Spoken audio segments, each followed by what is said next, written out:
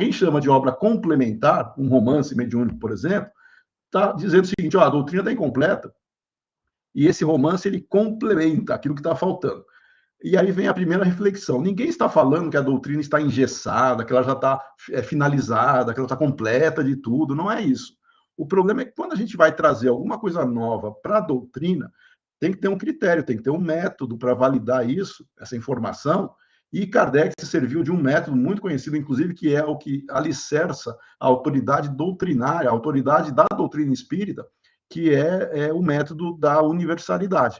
É o controle universal do ensino dos espíritos. Então, Kardec se serviu desse controle para validar informações por diferentes fontes que não se conheciam, logo eram fontes independentes.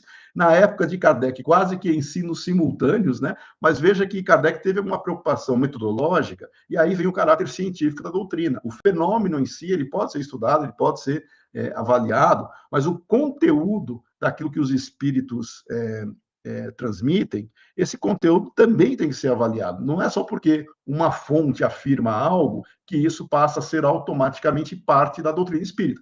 Então, quando alguém vai publicar uma obra mediúnica, por exemplo, de novo, tem as mais famosas e aquelas que não são muito conhecidas. Quando você chama essas obras de complementares, você está dizendo, ó, precisa desta obra para entender o Espiritismo. Só que, como são obras de fonte únicas, nenhuma dessas obras, romances, por exemplo, nenhuma delas foi validada pelo critério da universalidade. Por mais respeitoso que seja o médium ou o espírito que esteja assinando, Kardec sempre tratou isso como opinião, como hipótese até, mas nunca como algo para ser incorporado diretamente na doutrina espírita. Então, veja que a preocupação ela é muito mais metodológica do que simplesmente ficar achando termos para a gente classificar essas obras. E as obras subsidiárias é a mesma coisa.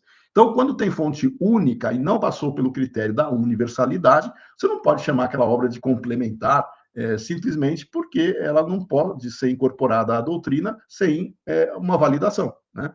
Então, a construção teórica do Espiritismo, né, o corpo teórico do Espiritismo, a consistência interna, ele passa por essa necessidade de validação, que é a concordância das comunicações por diferentes fontes. Então, quando se nega o método, a gente está negando a própria autoridade da doutrina, que está lá no item 2 da introdução do Evangelho segundo o Espiritismo, é quando Kardec explicita essa necessidade da autoridade da doutrina espírita. E, de novo, não importa o médium, não importa o espírito. Kardec não fazia diferenciação e muito menos usava argumento de autoridade para, olha, veio desse médium, veio desse espírito, então tem que ser aceito. Não, Kardec nunca fez isso.